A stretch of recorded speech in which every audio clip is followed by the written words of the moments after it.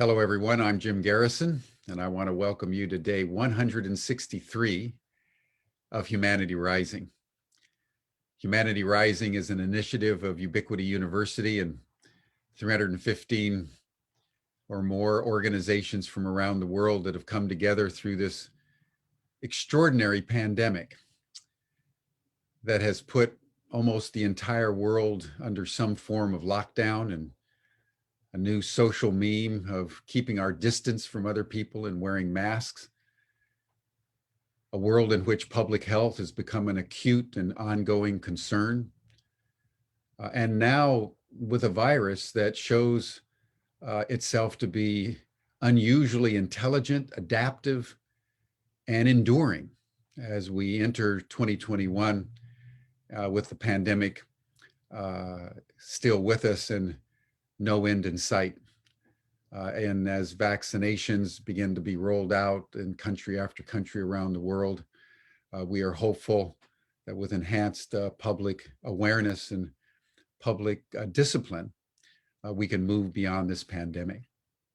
But for right now, Humanity Rising has created a sacred space so that people from all over the world can come together on a daily basis to share their experiences and their aspirations and their strategic formulations so that come what may, we can ensure that the world beyond the pandemic is more healthy, more regenerative, more abundant, more resilient, and in alignment with natural systems.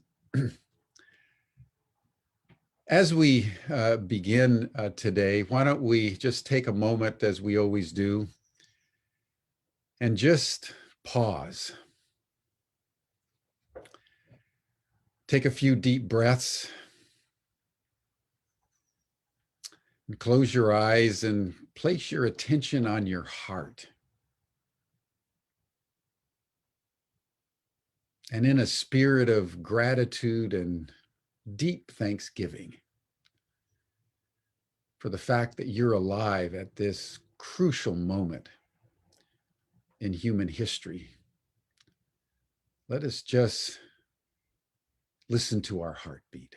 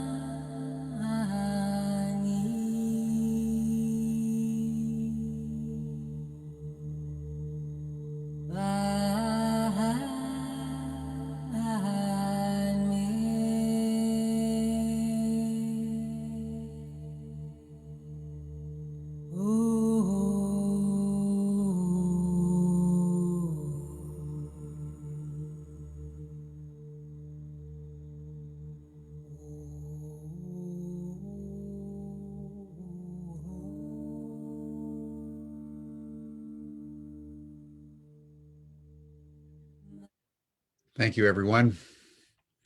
Now, with an open heart, I would like to introduce our program today.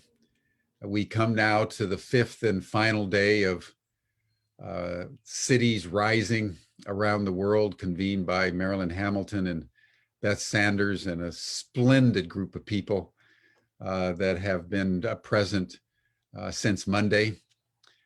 On Wednesday, I mentioned the city of Washington, D.C., where the eyes of the world are focused probably more than any other city in the world right now, given the events of the last 10 days.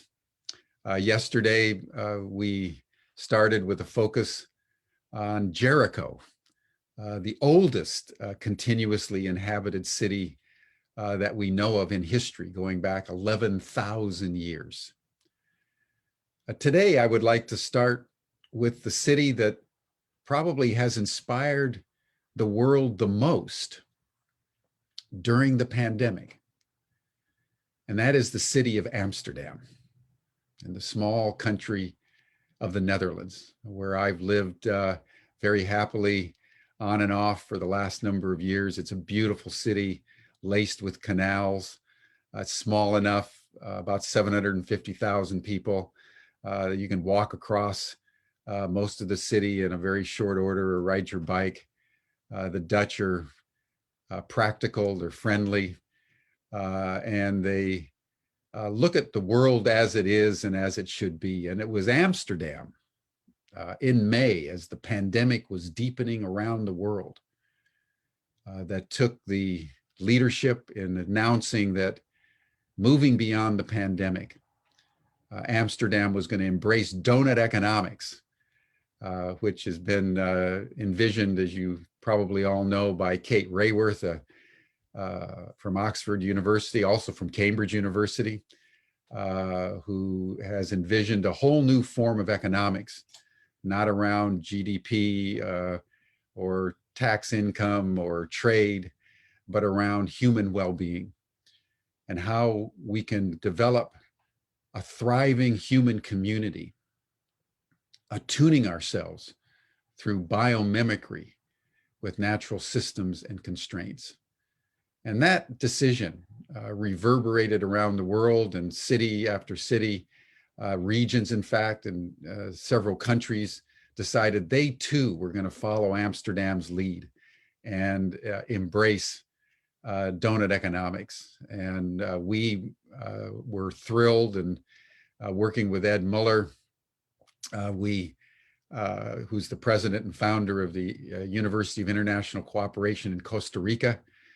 We put together a 7-day program in July and another 5-day program in October, where we brought specialists, including Kate Raworth and her team, and various other notables in the field of donut economics, regenerative economics, circular economics, to really begin to envision a world that not only works for humanity, but works for humanity within the context of who we actually are. We are nature. We are the environment. And that led to the creation of a coalition. And the coalition decided to come together and create a whole new MBA, which Luis Camargo, who's been with us on this program over the last couple of days, christened as the Masters in Regenerative Action. And I was on the call, and as soon as he said those words, Masters of Regenerative Action, everybody applauded with one accord. So we've been working together to launch a whole new master's, not in business administration, as if business is boring and you just administer things, but a master's in how we regenerate the world through actions that will make a difference at a critical time in human history. So Luis, I want to thank you for the name, because the name is a crucially important aspect. How you name something gives it its energetic quality. And I'm delighted to say that we'll be rolling out courses with this new MBA. We'll be uploading descriptions over the next month or two on the Ubiquity University website. But the course that Marilyn and Beth designed on Beyond Resilience, Cities Beyond Resilience, that we're going to roll out starting next week, and you'll see the link in the chat box, is going to be the first course of this new MRA. So Humanity Rising has been inspired by a city. Cities are the fulcrum for most of the human population in the world today. 90% of all the people in the industrial world live in cities. 50% of all the people in Asia, Africa, Latin America live in cities. So cities are where the rubber hits the road for almost all of humanity in one way or another. Every capital city that controls the politics of every country is in a city. And so we can't underestimate the power of cities. And so Beth and Marilyn will be back down the road of Humanity Rising as we continue to unfold.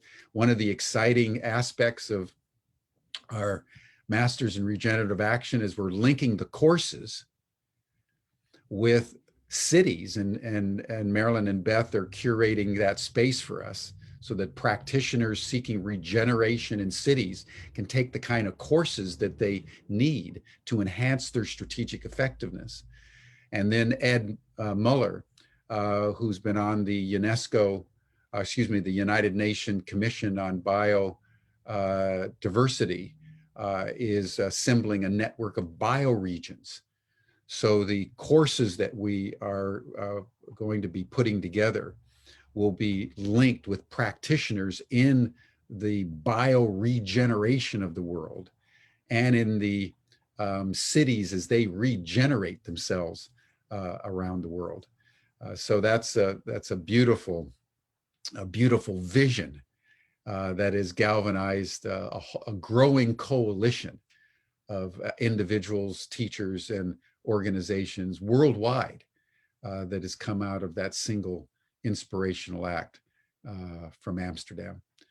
I just want to also just express at the beginning here my deep appreciation for all of you folks in the chat action group.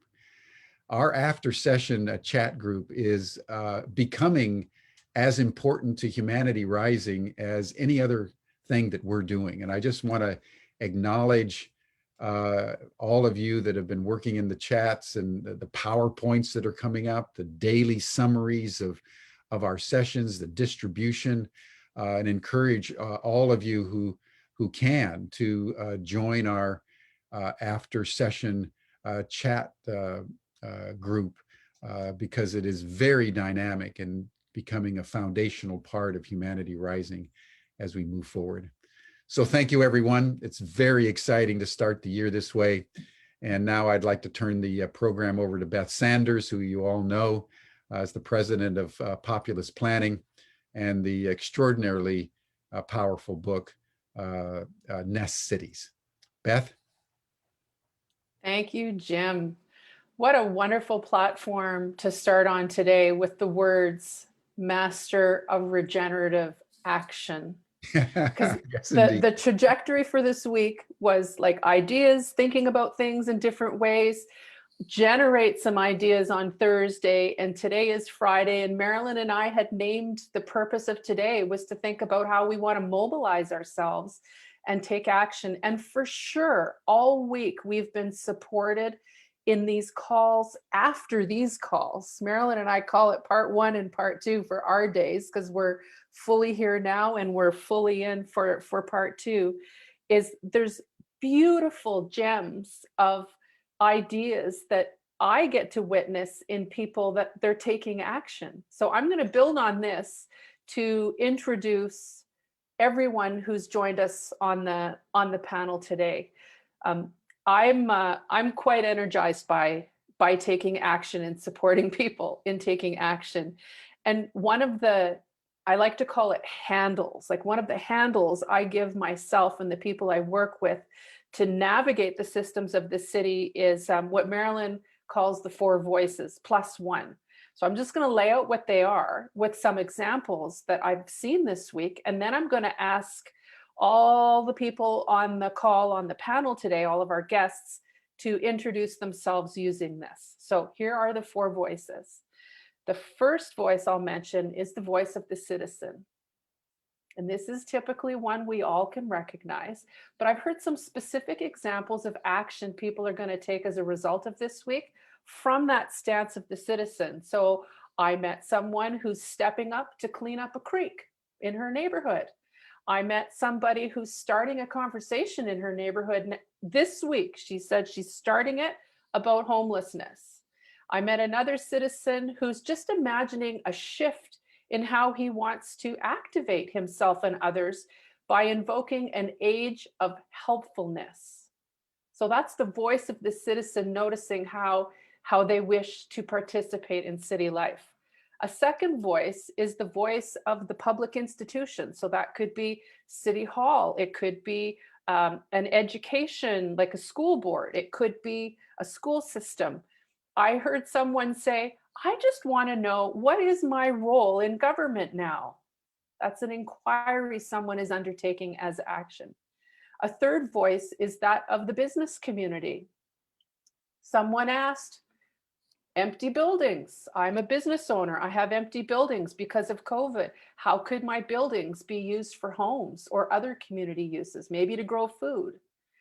I heard the fourth voice in action. So community organizations, nonprofit, third sector, many different parts of the world use different language for this one. But I heard a woman say, I want to think about how I work with the refugee camps differently. I want to think of them now as innovation hotbeds. I heard someone else say, well, what if we rethink community organizations instead of being like a whole bunch of unmet needs that we're trying to resolve? What if we shift that and to think about community organizations as shamans? So 4 very different voices. And this is just a sampling of the little ways I've witnessed people percolating how they wish to participate and take action in city life. They're acting in new ways. And this is what we want to mobilize today. So I'm going to invite my guests here to put their cameras on. And I'm going to ask you to, and I'm going to go through the 4 voices again, just to make sure you can land it. And I'm going to ask the audience to notice how you would answer this question too. So the 4 voices are: as a citizen, as a public institution, as a business, or as a community organization or third sector. And there's a 5th option, which could be that you do all 4 at once. But my question is, and we're going to do this quite quick, so do not overthink it, is you're going to tell us your name, you're going to tell us the city you live, and please tell us, which voice do you mobilize through? Which voice do you mobilize through? I'll go first, and then Marilyn, and then I'll call on Stanley next. So my name is Beth. I live in Edmonton, Canada, and I mobilize through that 5th integrator voice. Marilyn, and then Stanley. Hi, I'm Marilyn, and I'm in Findhorn Eco Village in Scotland, and I mobilize through that 5th integrator voice too, but I'm also a diversity generator a lot of times. Okay, which is the business voice. The innovators, yes. Yeah, okay. Stanley, and then Mira Michelle, please. I also mobilize through the 5th voice, which is the integrator and facilitator. And I'm adding to that I am bringing love to that integration. Thanks, Stanley. Mira Michelle, and then Julian, please. Hi, I'm Mira Michelle. I presently live south of Hanover in Germany, and I mobilize through, I would say, also all 4. And the 5th one for me would be the spirit world. Perfect. Thanks, Mira Michelle. Julian, and then Hugo, please. I'm Julian. I'm based in Berlin, joining today from San Miguel de Allende in Mexico. I'm mobilizing also through the 5th voice, and strongly interacting with the 4th voice. Okay, thank you very much. Hugo, and then Patty, please. So my name is Hugo Araujo. I'm living in Genval in Belgium, and I come from Mexico City. And my voice is business. Thank you. Patty, and then Raji, please. Hi, everyone. I'm Paddy from Cape Town in South Africa, and I also generate my work through the integrative voice of all of them. Thank you. Raji, and then Taina. Hi, everyone. My name is Raji. I'm here from Colombo, Sri Lanka. And I think the voice that drives me most is probably the citizen voice through the work that I do, if I'll pick the right category. Perfect. There's no wrong category. Okay, Taina and then Luis. Hi, everybody. I'm Taina Ketala from Tampere, Finland. And about these four voices, I could say like all of them, but what is the most that I think that I work and what mobilizes me through is the innovator and the business community. But I also the second voice, the public institution. So between those. Okay, that's good. Thanks, Taina. Luis. Yes, how are you? Happy to be here again. Speaking from Bogota, Colombia. And I actually mobilized through, I think, the integrator voice with a focus on civic and public institutions through schools, but activating the voice of nature, which I wish it would be the first one here. Maybe there is no first and nature holds them all. There you go. The embrace. Yeah. Spirit holds them all, nature holds them all. But you know, us humans, like we show up in a variety of ways. What I found the value of these is they all are legitimate. And they often have different centers of gravity in terms of their priorities. But when they come together, like some really neat magic can happen on the ground with people that might be in conflict. It's very super helpful. Quick technical question for Rick behind the scenes. If you could pull in Jorge, who's in the audience, he's here and prepared to be one of our reflective practitioners today. So Rick, if you wouldn't mind looking after that, and we can introduce Jorge after this next piece. We're going to hear from Marilyn and Hugo, who are going to reflect on the week. And then, oh, here's Jorge. Let's jump in and look after that. Are you really here, Jorge? I am here. I would say we are here. We are here. Perfect. There you go. So, hi everyone. My name is Jorge. I'm based in Jonjague, which is also known as Montreal. It's a traditional Mohawk territory in what is now Canada. And yeah, I would say my voice is really the community organization and the nonprofit third sector. Perfect. Good to have you. Glad we stitched you through. So thanks for flagging for us that you were here in the audience. Thank you very much. Okay, Marilyn, the plot for so our reflective practitioners know and our audiences, we're going to hear from Marilyn and Hugo for a little while in a reflection on the week. And then we'll call on the reflective practitioners on your reflections on the week, in particular around how you're mobilizing. Okay, Marilyn, over to you.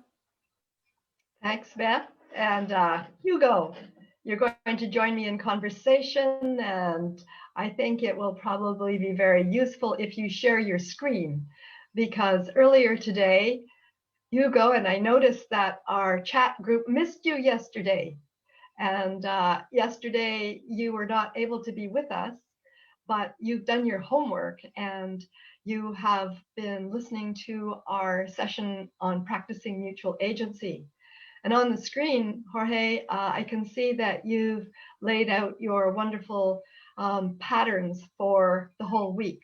So maybe you could just check in with me and let's have a little conversation as we're talking about what we're looking at on the screen. Can you tell us what you've drawn here? Yeah, thank you. So this is an integration of the four creations that I've done over the week. And let me explore one by one. So you can You can have access to these ones in the chat. I'm just putting the link in case that you want to explore it as well on your own. So the first part, it is the day of activating cities at the scale. And it was more about... That was the first day. And that was when we had as our focus reflective practitioner, that was Mark McCaffrey, and he brought in his powers of 10, right? So what did you notice in the conversation with that? Yeah, so I think there were two kind of forces that just really struggled my mind on comfortable and uncomfortable positions. And most of the uncomfortable part was about human-made developments. And on the other side, comfortable was more about water things. But in the middle, we have all these practitioners, all these people that we call ourselves unusual people, but who is not unusual in general, right? So it is more about love, dialogue, experiencing, being human, sharing, educational, entangled relationships, local scale and uncertainty, and of course the power of 10. And then in the second day, the topic was about living in cities as complex adaptive systems. And in here we jump a little bit more into how biology works, how nature works, and how we are part of this vibration that comes from life, and how cities could be a living system. And from this living system, how we could actually create a community of healers and weavers and bring this movement into the equation of cities and life. Hugo, before you move on, could you go back and just focus in a little bit so people could see more clearly, because we can't see on the screen all the things that you know that are there. So is it possible for you just to like, yeah, right, so that we can see that it's possible to get down into some detail and see the words? Yeah, so it was about the voices of the human hive, which is just a metaphor that I really love, because we really should be working as a superorganism. And it is, as I was saying, about the life vibration and how living systems, they are part of nature, but also we analyze it from the part of biology. And this is like something alive with purpose, sensing. And these are all characteristics of this reflection organ, a reflective organ, and the body, the root system, and its life. So it was about holding emotions, feelings, and getting connection, but also about this heart and capacity of love, but as a part of an ecoregion, as a part of a planet. And I think this is part of our conversation today as well. How can we, as a species, we can add value to the whole, to the planet? So could be... That's beautiful. That question that you asked earlier when we were talking about how can we add value to the planet is a question for our whole species, right? And so this living, looking at cities as complex, adaptive living systems really totally reframes it from bricks and mortar to something that is alive and dynamic and growing and evolutionary. So yes, and then that took us into Wednesday, and our topic there was governing with life cycle patterns. So let us have a look at how you captured both what I noticed, and you might comment on this. There looks like there's nodes and then lines connecting them all. So those are the relationships that you were noticing? Yeah, so I let emerge this conversation, and I think this worked more as an artist, because it is not something that I have a structure in my mind before in general, but just trying to go with the flow of the conversation. So in this case, we started with this idea of cities being the center or the epicenter of the economic power. And it was really interesting to see how we perceive as humans as with different clusters. But there is one cluster that brings us all together, which is being innovative. So innovative humanity as a spiritual agents, I would say. So this idea that you put on the table about caring for yourself, caring for the others, caring for the place, and then getting deeper. I love this part, because getting deeper into what the earth is and caring for the earth. Then if we understand the earth as a living system, there are so many things that we can see there, like coevolution, belonging, interbeing. And these are patterns that also help us to trust on each other which is not the same case when you have hate, for example. But when you have love, when you have giving, gratitude, shared purpose, feelings, self-organization, that you are building on trust. And then just for finishing this conversation at the end, also with Vandana, of course, it was very interesting, the idea of democracy and how democracy might have been just enhancing the different kinds of leverage points that we should reimagine democracy in a way that enhances trust and that enhances living system in a different way. Yeah, so that was really Vandana remarked that she had these 10 principles of Earth democracy. And for me, it was like unpacking this master code of care for self, so we can care for others, so we can care for our places, and altogether care for the planet. So this seemed to me to be like the kernel of what we were trying to reimagine how governance in a living system might operate. So what happened yesterday? You weren't here. So what did you hear about practicing mutual agency? This will probably surprise people. Sorry for not being here. And as I say, like I like to enjoy also my work, and this is my way of adding value. So I thought about the hive. You mentioned so many times, and I really love this visualization of the human hive. That I put myself into the challenge of bringing a hive as a visual that the people could actually explore. But in this case, there are just 6 relationships in between each bubble. So you cannot just repeat relationships, but it was more about just getting the wording and connecting in one place or in another in the hive. So I think it's a little bit more hexagonal in a way. And so my thinking here was, I've heard a lot of colonialism and how the economic power, again, it is enhancing colonialism, wars, races, development. And this is just one part of the story, but it is true that as power goes with density, we can also see that in density, we have more epidemics, danger, for example. And this kind of epidemics, it could be predated in a way that diminished by diversity, for example. And this diversity is, of course, not the goal of the parties in the political way. So then I also heard Beth saying about that we are what we work in the territory, in the land, in the place that we live. And I think that was a beautiful way to put it, because it is not just actually about how we build the city, but how we interact with the place. And this is by adding value to the habitat. So that brought me also in an interesting perspective as a biomimic on viruses, because viruses, they could be whether positive or negative. So the negative, they kill the host, they don't evolve anymore. But the positive ones, they enhance the living system, they enhance the habitat. So what if we can be this human hive that you are letting us envision and bring this value to the habitat? And what if by the activities that we do, that also adds value? So in total, I saw that this piece was more about entry points. So I put these 3 circles, three bubbles as an entry point. So one way will be to get here as the island of relationships. So the vision, the hopes. The other one will be to get there as business as usual almost. And the other one that I think it was also important, and it was a mention, but not a lot of stress in this one, is the families. So how the families as core of the society could actually make us vibrate. So which entry point do we choose to live in, and how can we make it happen? So yeah, this was the 4th day.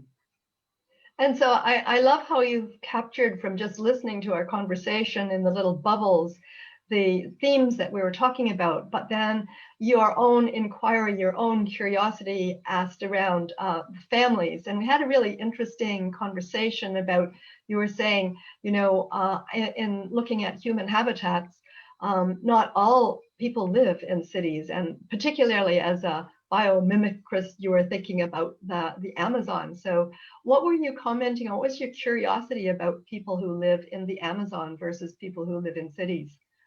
Yeah, so my thinking went in 2 poles. So one is the cities, and the other one is fully nature. But in the middle, we have already people that have been able to be in land and respecting the land and respecting nature. So, for example, Amazonian people, they were having already these permaculture gardens, as we call them, but we don't recognize them. And this is part of our conversation from north to south somehow. But they've been living there without us having traces of them as cities, but they've been having like really huge communities. And for example, I was also telling about the Mayan people that I experienced living with in the Mayan Peninsula, that they used to live in cities, and the cities now, which are the pyramids, they are desertic. But the Mayans that have survived, that evolved and survived, they live in small little communities where they have this kind of house that is actually bringing biodiversity to their own gardens and enhancing the territory. So I think this is just a beautiful way of seeing things. And also the last story that I would like to show and to share, it's the bioluminescence one, because I think it's just beautiful.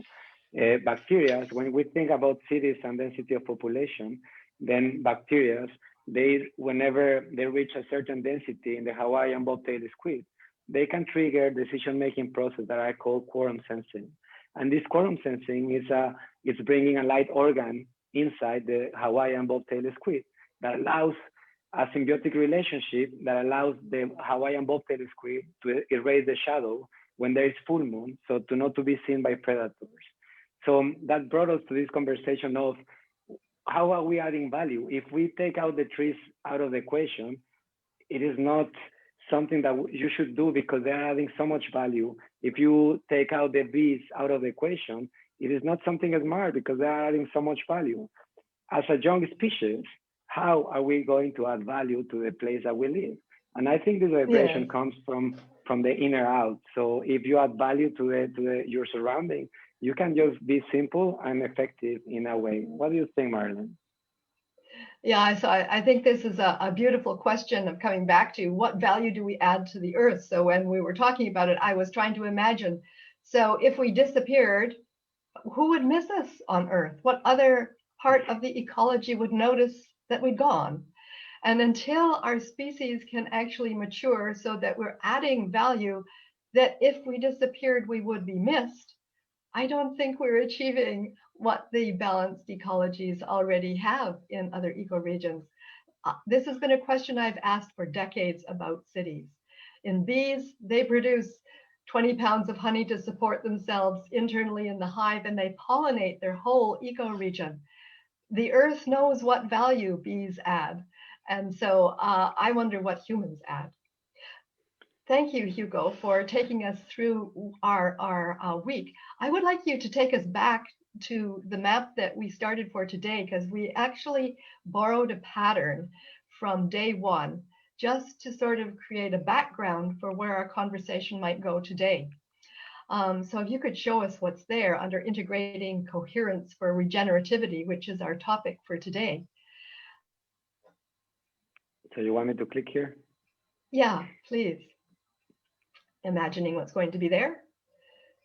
Yes, so wow. So here's something that really, when I first met Mark McCaffrey, I went, wow, this is an amazing pattern of what he calls the power of 10. And the powers of 10 are how he's imagined different scales of human systems emerging from power 0, which is the individual, to the power of 1. And I think if you can maybe focus in, zoom in, we can see that there is a family in there. So after the power of 1, after the power of 0 rather, the power of 1 is actually 10. And 10 is what he related to the family. So I think this way of looking at the possibility of the emergence of human systems over time allows us to have what I call an overview effect from the natural systems that are emerging. So what we did, Hugo, was I suggested maybe this was a pattern we could notice as we have our group discussions today with our reflective practitioners, to think not only about where we've come from in the beginning of the week, but how this circles back and actually is a way that we can maybe include everything from looking at the living systems that Lewis brought in for us, to governance as a living system and thinking about the master codes of care and earth principles, and what we looked at yesterday, so that we were able to think about what happens when we practice mutual agency, the relationship between ourselves as individuals and all the others. So Hugo, is there anything else you'd like to add in our conversation that has been really important for you to have the experience of this week, to rethink cities as not a burden on the world, but something that Gaia herself has evolved for a purpose? I say it's her being her reflective organs. Can you see any hope for us that as a human species, we will be able to add value to the earth? Yeah, I think the hope, at least in me, is something that I cannot take away. I prefer to be living than to be dying, and I prefer to enjoy being here. So the way I like to think about it, it is about ecological niche. So all the species, they build these not critical mass, but critical connections in between them, and they co-evolve over time. So for example, the birds and the flowers, they build this mutual trust over time, over many generations, and at the end they end up by having the shape that helps each other. So I think as a young species, we have all the place to learn and all the way to mature and to bring value to the system. So I would like to see this city, Mexico City, for example, as something that adds so much value to its own biosphere, that actually you don't want to take it out from there, because it is taking every niche, it is taking every space to bring life to the planet. So I really enjoy this vision of every city in the planet being actually as an important part of the living texture by weaving life in a very special way. So thank you for the opportunity. Thank you. Yeah, thank you, Hugo. We're going to circle back, and I'm going to ask you to show one more slide after we hear from everyone else. So Beth, could I invite you to invite our other reflective practitioners to reflect on the week?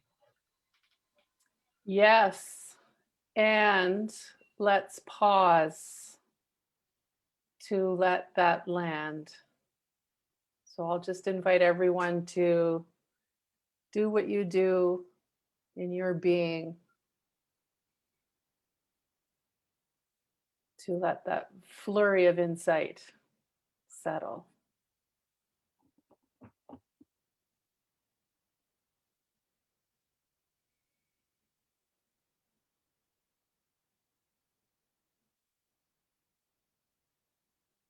Thank you, Hugo, for all the extra attentive listening that you're doing on behalf of everyone, and mirroring that back to us each day, and then in a more robust today.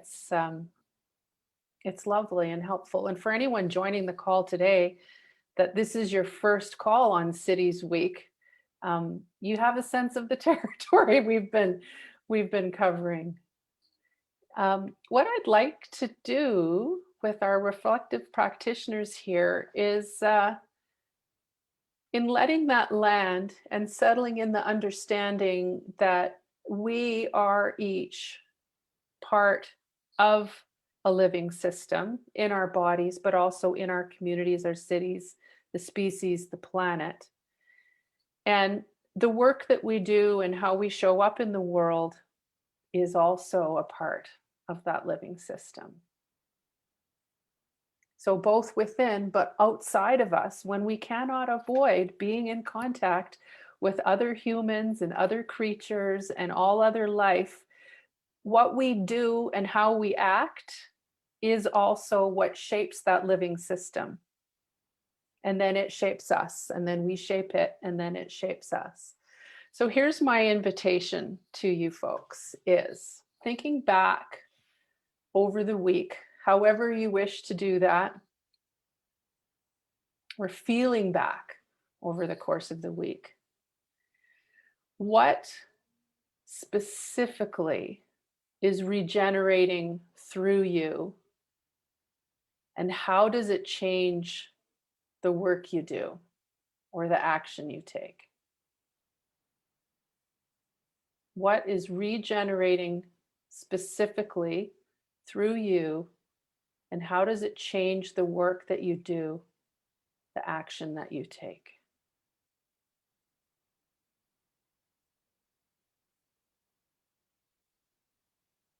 And as we've done on other calls, we're looking for a reflection of about a minute. So please keep track of time a little bit yourself. And I'm going to call on one of you and I'll let you know who the next one is. And if anyone needs to pass, just pass and I'll circle back to you. And I'll start with Stanley and then I'll call on Mira Michelle. Stanley.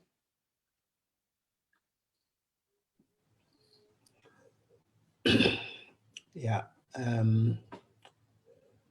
a couple of things that are regenerating through me during this week. The biggest one is just the removal of doubt, which I think is my biggest enemy. It's like, I know I can and I do contribute, but sometimes I'm doubtful about how far I can go, especially how far I can go in terms of putting, we talked about, we have been talking about the nature of our relationships, and naming what it is that is at the center of our relationship is what energizes the space and the relationship, which is what Jim was talking about in his introduction today. And that doubt means that I sometimes compromise on what needs to be done. And being here this week has just energized me to see that, yes, there is things that needs to be done. And yes, I can go as far as I know how.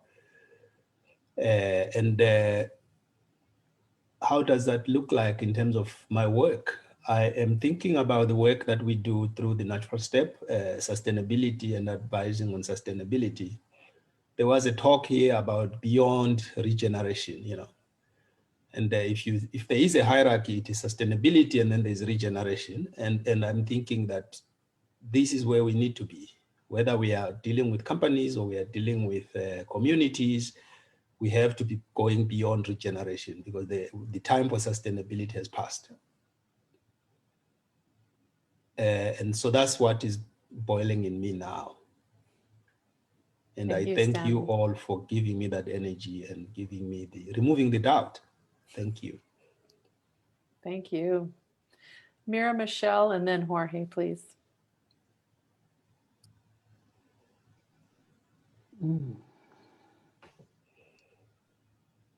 Yeah, thank you, Sister Beth. Many things churn up within me, many reflections I've had this week. It's been wonderful to be here with you, waxing and weaving together. What first comes up in me strongly is specify. Specify. I feel that in the root, grounding my work, because I work in so many different ways and formats that it can become overwhelming. And today my computer crashed. So that was like, that was a really big special. I'm on my son's computer right now. So that, and then this feeling of this call to action. With all of this wonderful sharing and this precise information coming through, hit my field like, almost like a wave of fire. Like, you know, like this fierceness came up in me, like, come on, we can do this. We need to do more. We need to take the mother by the hand. We need to rise up in our power. We're also powerful, right? And then that would ebb back to me, back to the personal, right? And then it would say specify. So I think that's my teaching, because I'm doing a lot with regeneration. I moved from the city. I've lived in cities so long. I moved in much more into the nature. I'm a nature freak. You know, forests have grown up on our around us, mushroom people have come, you know, like all the birds, you know, so great to be in a wild place. So yes, regeneration for me is getting specific with ourselves and what is real for us to bring forth. Thank you, Mira Michelle. Thank you, darling. Jorge, and then Julian, please. Thank you, Beth. I would say that I've been thinking a lot about relationships, silence, and time. And by relationships, I mean I've seen in my city, I'm sure like most of you, that there are so many businesses that are closed and organizations that are just fading away in light of the pandemic. So I'm thinking of treating my relationships with care, humanity, and compassion, and being very realistic on what we're expecting from one another, and sometimes not even expecting anything at all, just expecting that the other person is doing well. When it comes to silence, I'm really trying to speak up and take space just when it's necessary, because I feel right now there's just this storm of news and information all over the place. So I feel that silence is an act of rebellion sometimes. And when it comes to time, I'm always mindful, especially in my work, that we're running out of time. So we really need to get, sorry for the language, we need to get our S together. We have no time. 2030, that's the deadline for humanity. So let's build a better futures and more just futures together. Thank you. Thank you, Jorge. Julian, and then Raji, please. Through our conversation yesterday, I was really, I was able to solve a paradox for me, because I was rereading Thomas More's Utopia recently, and this 500-year-old humanist treaty is already unfolding an insular urban vision. And yesterday we talked about the islands of relationships and coherence. And Utopia has always, in that sense, been a riddle for me, because the title refers to good place, oitopia, and utopos, non-place. So I found it always a shame that the good place apparently doesn't really exist. And what fell into place yesterday for me is that the good place, this not place, is maybe just not meant to be a physical place, but a state of consciousness and connections. It's the islands of relations and coherence that we are connecting between each other also when we are so far apart. So I've been taking two things with me that are really important for the work that I'm doing with co-creating Europe. It is that utopias unfold locally, bond to a place, but really also place independent as a state of mind. And that islanders have always been great travelers.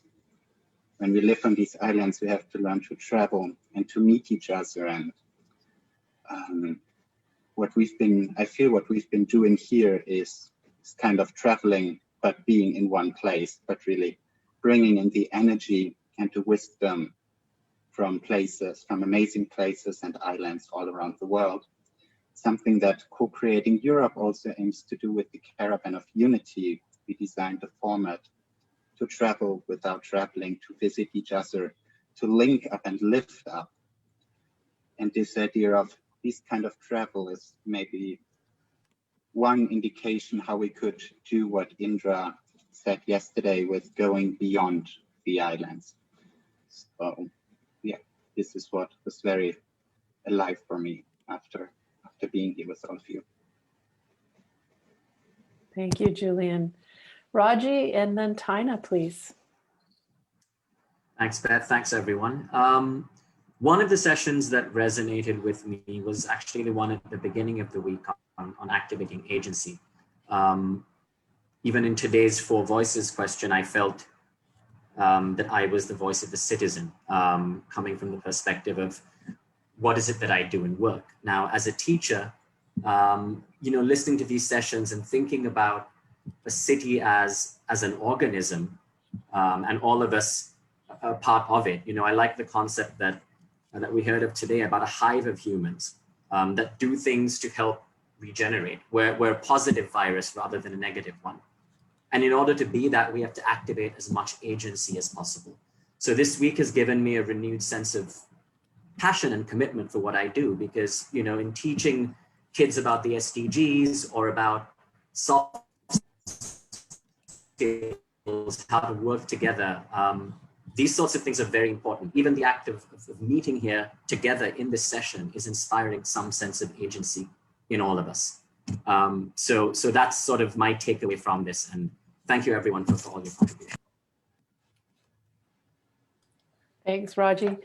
Tina and then Luis, please. About this week, I attended here Monday and Wednesday and now Friday, and I think I have learned so much. And as I am this kind of introvert, I like to listen more than speak. And as I listen, maybe I'm just so calm, but you know, the all fussy what's happening in my head at the moment when I listen to someone. And I think this was good week to hear different stories and to hear the problems and the pain that there is in different cities in our planet, and that really made me think, as I come from the happiest country in the world, and I think that I may be in some point quite naive and childish, because I'm living quite easy life, and for me I maybe feel that is it right for me to have this kind of life, to have so easy. so that's what I felt, that what I have heard this week. But I think what I want to say in the end here, although it's not end, that maybe it's a beginning, but I think there is always this small way in bunch of snow that you can find, and there is this path that you can find. And I live quite close to nature all the time, and my city is very much under what nature brings us. This week we have -25 cold and a lot of snow, and what I think that what this pandemic has taught us, that we have to live much more slowly, not so fast, because nature gives us pandemic and snow and obstacles and difficulties. So then we have to like go back and be like silent and think about how we can go and what we can do. Thank you, Tina. Thank you. Thank you. Luis and then Patty, please. Yes, thank you. And it's lovely to hear this, because I think for me, the first element that comes from this week is something I'm calling supporting resonance. And I think in our work, you know, we sometimes feel very lonely because we're pushing against what seems to be an unsurmountable wall. But I guess that wall has been created by ourselves too, in our minds. Because as I've seen and met within all of Humanity Rising, and especially this week, is that there is a supporting resonance. We do have a common sense of what north we want to follow as humans. And if we have conversations with people on the street, they will synchronize in that resonance. But we're having difficulty putting it in action. So that's important. And I think what emerged in that common resonance or supporting resonance is the concept of really putting our attention into opening our heart, acting with kindness, respect, and embracing love in all our relations to build the true city we want to see and the true community we want to build. And in that possibility, it comes into the critical importance of harmonizing dysfunctional relationships with ourselves, with others, and with nature. And this brings something very important that I took from this week, is that concept of separation.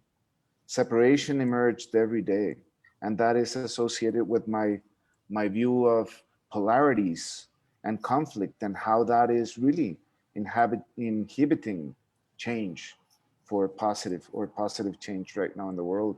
And separation, cities have been a factor of separation between humans and nature. And this is something we have to bring into the table, because if we look at all the conversations, we have been reaffirming that we are nature. And it's really important for us to allow nature to become city and city to become nature in order to activate, a regenerative shift towards regenerative cities. And in that sense, we need to open our hearts to let nature come back to ourselves and our spiritual realizations, and the way we see ourselves as human. We are nature. And in that sense, if we are nature, our relationships, human relationships, are natural relationships, that if they're going to thrive, they have to become mutualistic, symbiotic, and they have to add value. They have to create the conditions for life to exist, as we've heard from Hugo and other conversations. But in this sense, it means that cities must really strengthen their relationship with nature, and they have to become part of this equation and have to become this niche that Hugo mentioned, where they become a functional unit of natural systems. And in that way, we can synchronize and harmonize and become supporting resonance for life. Thanks. Thank you, Luis. Lovely. Patty, and then Marilyn, I'm going to swing over to you after Patty. Patty? Thank you. Thank you so much. There have been so many emotions and sensations and dimensions to just sitting here listening, entering into the visions, entering into the art and the poetry and the pathos, the elation, all of it. The senses have just moved through my body. And I've been expanded in the dimensionality of that by all of you. I'm incredibly grateful. What's sitting with me at the moment is a quote that I've got here around: man has a changing relationship with nature. Nature lives off us and we live off nature. I eat nature to live and nature eats me to live. Neither nature or I die. We simply change places. And what is coming up for me is a conversation we had around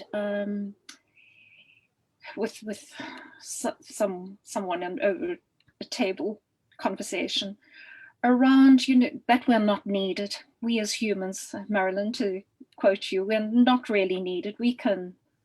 Nature doesn't need us. The earth doesn't need us. Our ego gets in the way, and my call to myself is both that kind of humility that needs to be cultivated in the silence, was where we can find God, where we can find ourselves, where we can find nature. And how can I do that? What I've taken away from every day, I've learned something more in a different aspect, is that comprehension, that prehension and comprehension of being able to see the different dimensions, learn from it, and know that I can be that tiny part in helping a community like us grow, in bringing us back to nature and to God. Thank you, Patty. Thank you. Thank you, Patty. Thank you, Beth. So Patty, I just want to respond to I do think, even though we haven't discovered how to add value, we haven't got our intentions aligned with what our calling is. When I heard James Lovelock say, oh no, humans are not just a bane on the earth. They have been evolved as Gaia's reflective organs. I went, wow, I had no idea that my work really had an evolutionary impulse. And ever since then, I've taken that as an invitation for the work of exploring human systems at the city scale. And so I've been asking the question that Ugo was asking when he was sharing earlier around what value is it that we add to the earth? And I'd like to invite Hugo to come back in and share your screen again. And I don't know if you have anything to share about what you've already captured for today, but there was one vortex that we looked at earlier when we were talking before the session that was around Europe. And you could show us how the whole neural network of a whole globe would look like. And I wondered if you could share that with us, Hugo, because I think it kind of captures for us, yes, the level of complexity. When we looked at each day in our earlier views of the vortexes that you had laid out, I asked you, is it possible to layer them in multi-dimensions so that we can interconnect across them? And because this is an evolving process, you suggested that we could after day 5 and there would be more work required. And rather than not have that image, I asked if you could bring this biomimicry image of a global ecosystem in. And you can see now that you put some of the labels on the one that you have here. This amazing view of even a map that I didn't spend any time on this week, which I would call map 3, the one that shows the evolutionary development of all the individuals, every little node that you can see in the image that Hugo's got up here. Imagine they're one of us developing through a lifetime, and that as we connect in different places, and what we've been focusing on is cities and not nations, or even different interests, then we're able to create really strong connections that go, I think, reflecting from individuals to high performance teams and going back into communities and the whole city.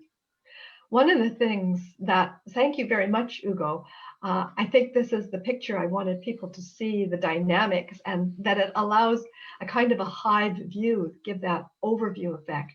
And did you have any comment that you wanted to make, Ugo, after you've listened to everybody here, or anything yet to share on what's emerged for day 5 on your vortex? Is it too soon?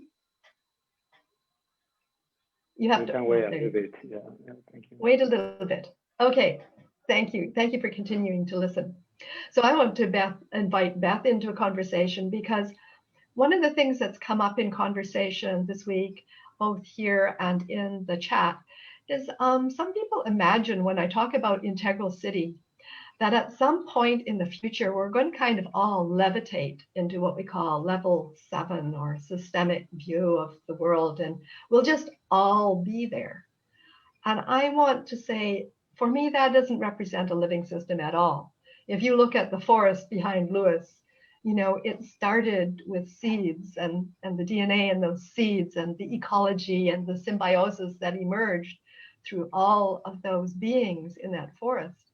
And a city is no different. We are always going to grow up from fetus to birth to child to young teenager, adult, mature adult, into our elderhood. And this is regenerativity isn't a state, it's a process, it's a cycle. And when I think of living systems, what I learned very early on was they only have 3 qualities. They have to survive, they have to connect with their environment, and they must regenerate or reproduce.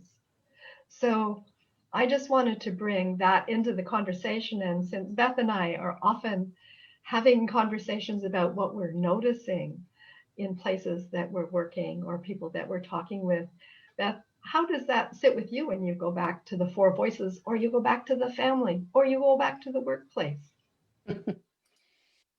From a shamanic practice perspective, what I often articulate or just remind myself that ordinary reality is where I live. It's the planet on which I live. I must ground myself well in ordinary realities, so that, because that's where the work is with other people, and that's where the work is to create a city that serves people well, but also all of the life that we're relying on. So there's no question for me that it's not about there being a finish line, that everybody must develop to a certain stage of development, because there are always people in different stages of development, and it might be based on age, because there's always children learning, there's always teenagers doing stupid things, like there's always going to be that. We're never getting rid of that. There are always cultures or pockets of people at different stages of development. Life conditions change, and we may drop in our way of being in a way that's far more survival oriented than where we would normally operate. That too is normal, and we're experiencing that for sure with the pandemic. We definitely see it in our cities on the ground, or as Jorge, who sent me a note that he had to slip off, when Jorge was articulating about the business storefronts that are missing, they're closed. I've seen that in my city. Those are livelihoods for both the owners and the employees. So for me, the times that we're in call a much greater degree of compassion with people who have a lived experience that is quite different than mine.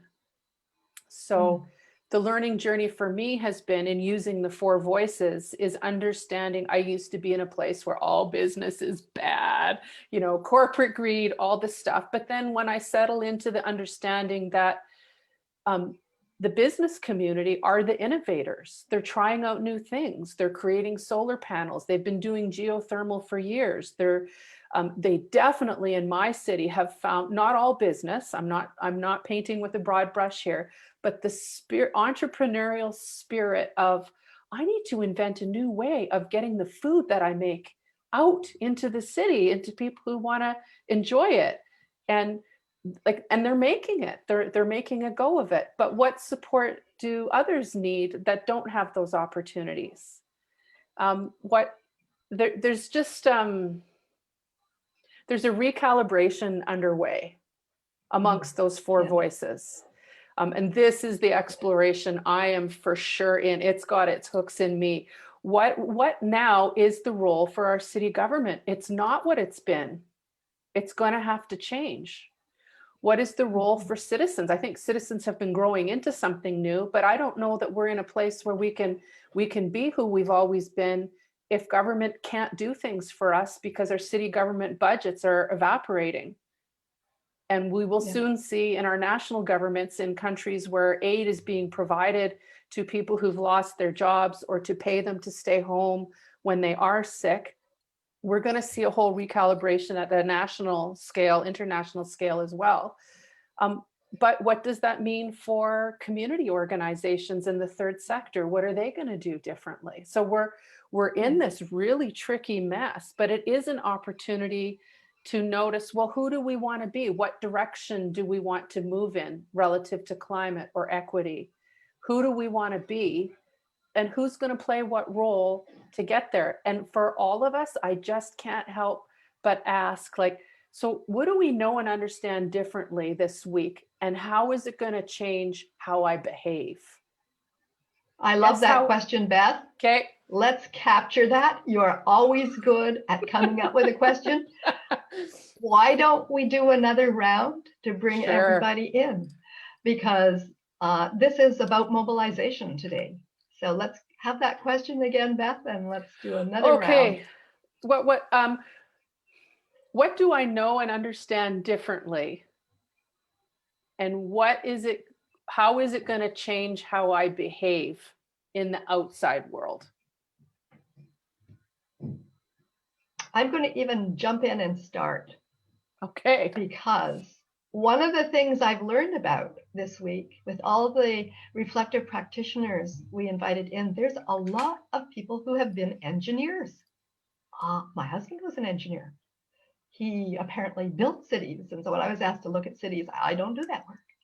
But I have been looking at the consciousness and culture of cities. And I believe this week has woken me up to engineers are quite capable of love. So I am not going to underestimate the engineers in my life anymore. And I'm going to call them forth into the love they can express for the city. That's one of the things I learned from this group of people. You want me to pick who's next, Beth? And then you can go on? I don't need to say anything more, but I would love to hear what tangibly is happening for our reflective practitioners in the work you do. And of course, people in the chat, right? And then we'll continue this thread in part 2. But does anyone feel like you just want to respond to that question? There we go, Stanley. I feel called to respond as an engineer to what Marilyn just said. I find that intriguing because what is an engineer? I don't think there is no such thing as an engineer, you know. Blood pumps through everybody's veins, and we all struggle with our relationships on a daily basis like everybody else. And occasionally we do forget, of course, we do forget to connect to our feelings like most people do. And what comes up for me is that to actually think that we are the minority, some of us, sometimes I think like that, we are the minority when we meet and talk like this. When we meet and explore like this, I think we are the minority, but I don't think we are. I think this longing, there is a longing for this conversation to take place everywhere else where we turn up. And if we can bring those conversations to these places, to the places where engineers hang out, and bring it up, you know, bring the conversation about interconnectedness in spirit, and let that conversation take place, I think we will be surprised by the possibility or what comes up, you know. And so that's what I want to do, is to bring the conversation to those places where I doubt that it will be received with understanding, you know. Yeah. Thank you. Who else wants to jump in and just share what is it that you're going to do differently? I can jump in, but maybe before going to what I can do differently, I think it's brilliant.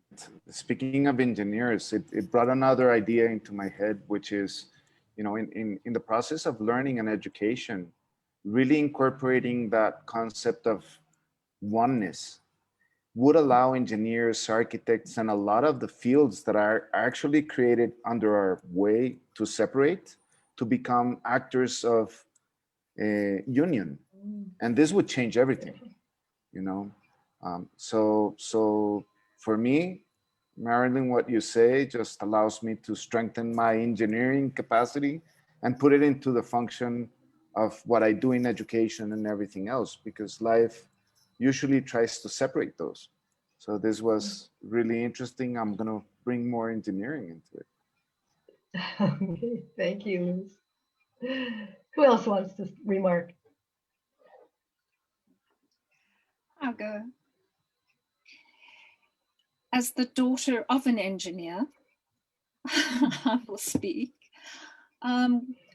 I have been re-inspired over this week. What I've learned is that the path, the calling, is resonating with so many. And I was finished teaching a class, which I'm not the same class, but I've been teaching for years.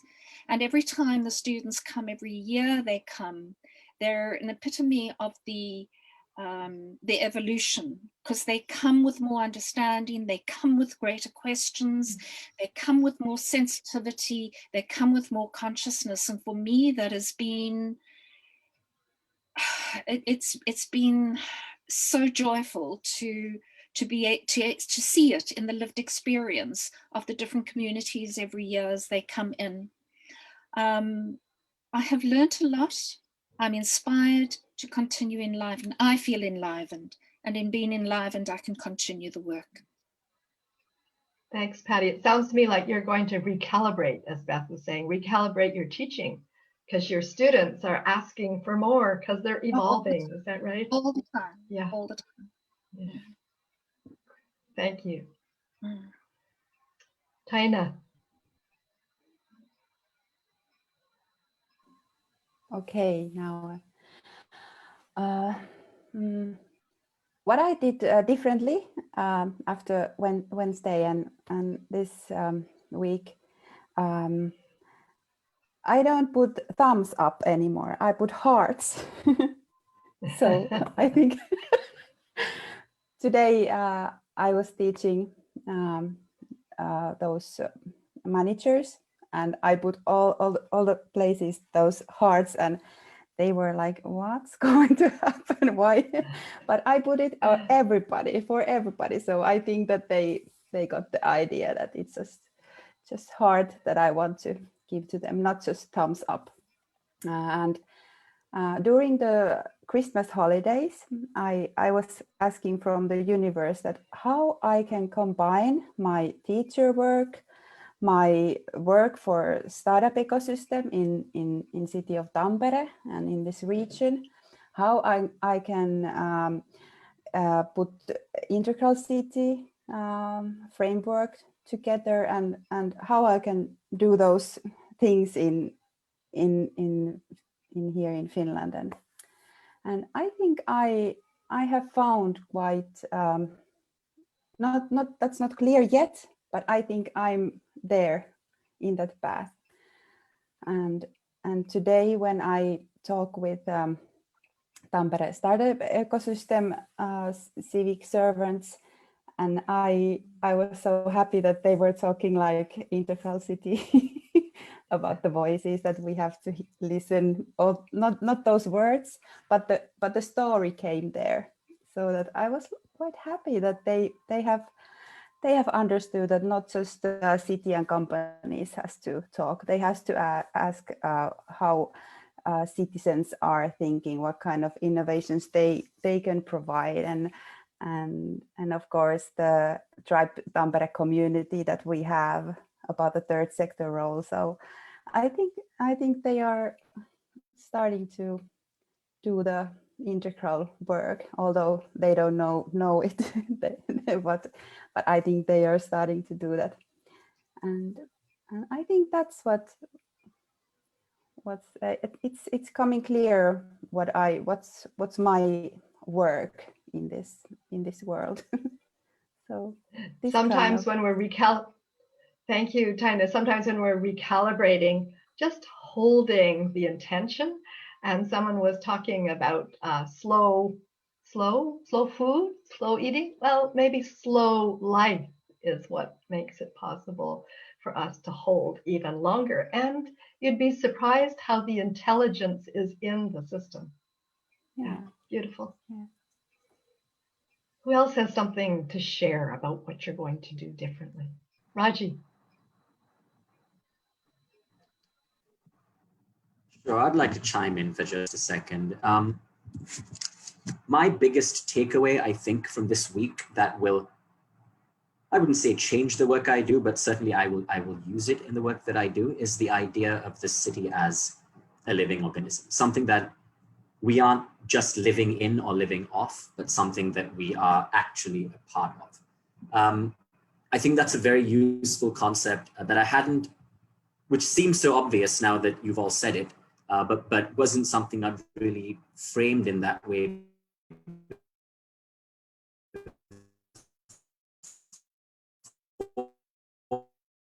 And I think it's a very useful frame. Students who are aware of the SDGs, for example, or what's good to do for the environment, they often view these acts of agency as acts of charity, whereas they should be viewing them as acts of survival.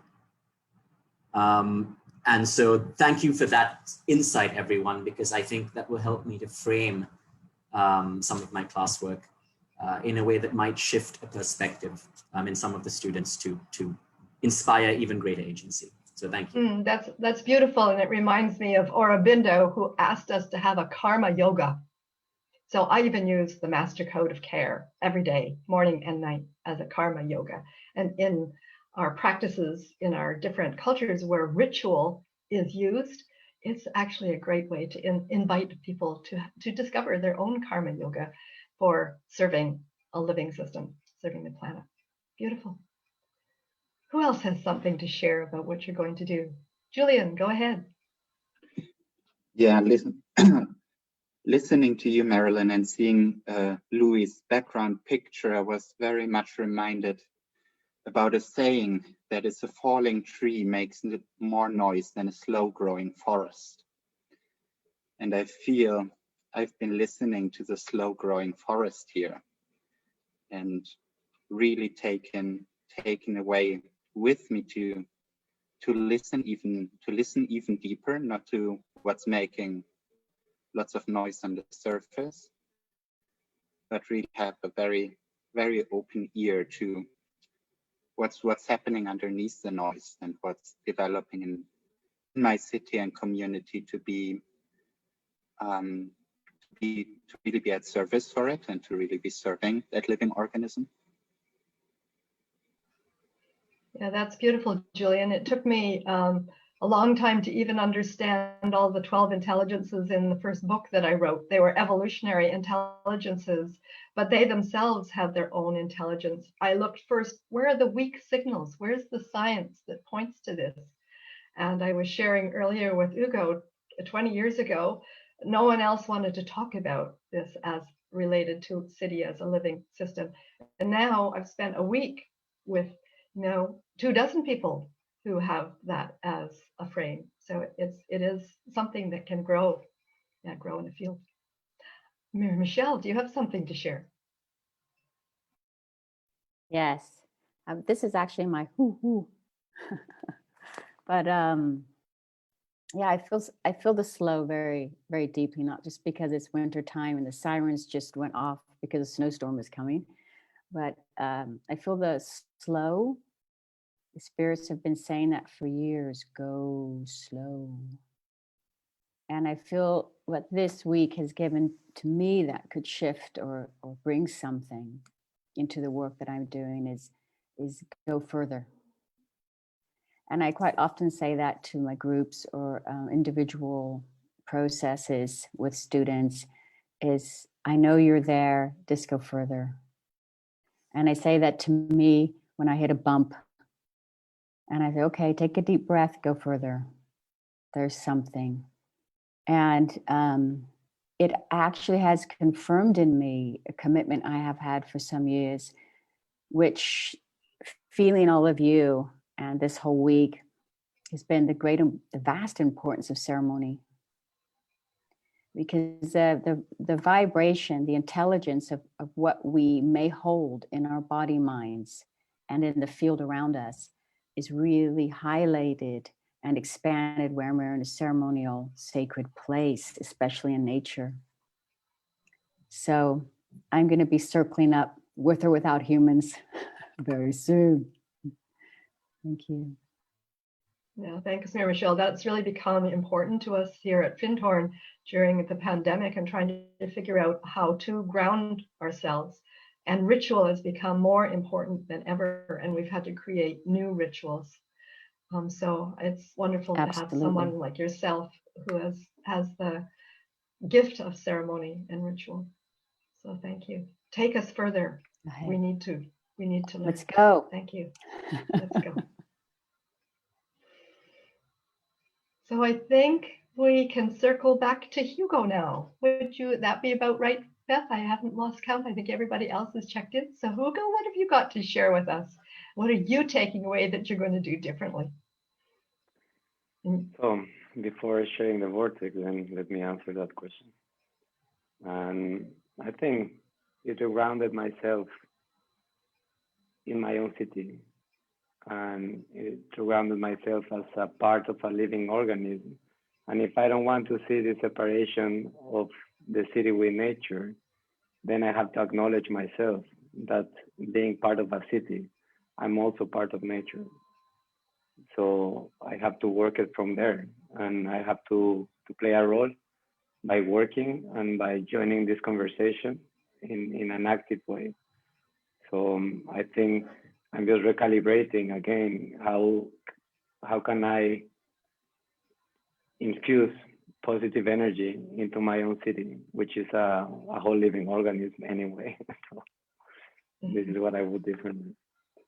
And in terms of the vortex, then I'm honored, and I think it's more a homage in French is the word. I don't know, homenage. Homage. I don't know the word in Yes. English. Homage. Is the same? Yes. Homage. Yeah. Yeah. To Same. all of Yeah. you. And the idea here was to use the golden ratio, the Fibonacci, as a way of putting all our thoughts together, starting from regeneration, relationships, energy, love. So you can keep exploring one by one, but it is taking the best of what I could into this vortex, together with the image that I have behind of the power of 10, and to see us as travelers, as citizens, and that we should be respectful with kindness, harmony. So all these kind of words, it really builds on a different type of energy: humility, community, reflective organs, evolutionary impulse.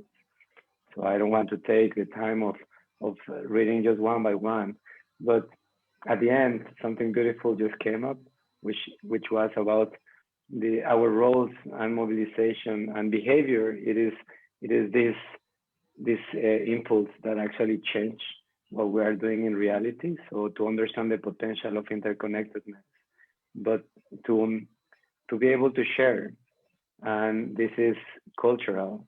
And usually I use the cultural evolution idea as something that we need to come, but now in the middle just became this word that is joyful. So I don't think we need to be sad about doing the work that we do. We need to enjoy it. And by enjoying it, we actually infuse positive energy. And I think evolution is life, and life enhances love. And love is universal, but it is especially our universal magic. So thank you, everyone. Thanks, Hugo. Give us a zoom back so we can see the whole thing and hold it in our hearts as one image before you take it off.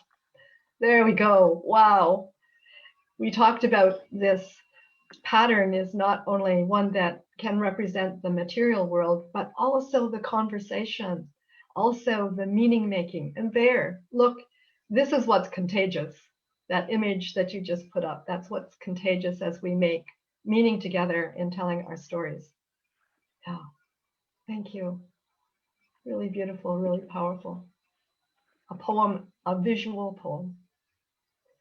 So, wow, I could do with a pause just to hold the grace and the intelligence that we've just all shared together.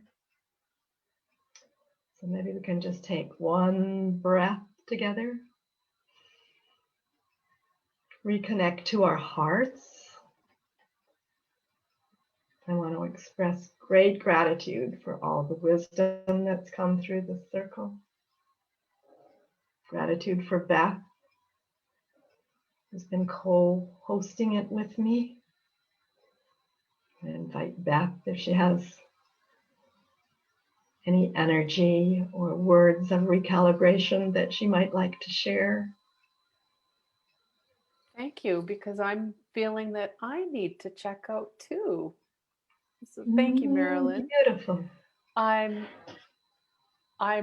sitting here in the contrast that Julian has offered, which yesterday was the islands of noise in contrast to the islands of calm. So I'm this islands of noise and then the quiet of the slow growing forest, and the beauty of those two things coexisting in me, in us, in our city habitats that we make for ourselves. And I've long been in this quest in the professional world to upgrade professional practice, which the engineers and the architects, et cetera, would understand what I mean there. But there's another layer to this that we're all in the journey on, which is what we're leaning into as our civic practice. And I end the call, I end the week thinking, what is that civic practice we're leaning into? That's what's got its hooks in me. So thank you, Marilyn.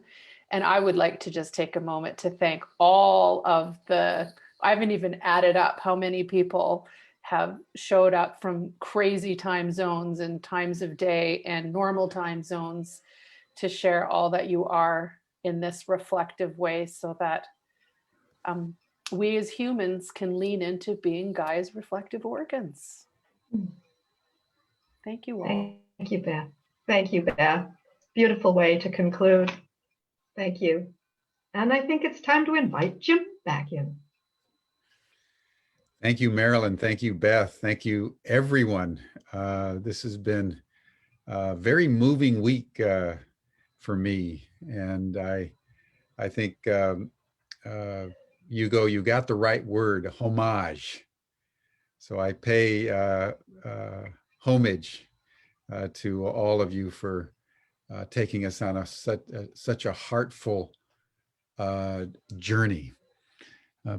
Earth is a living system.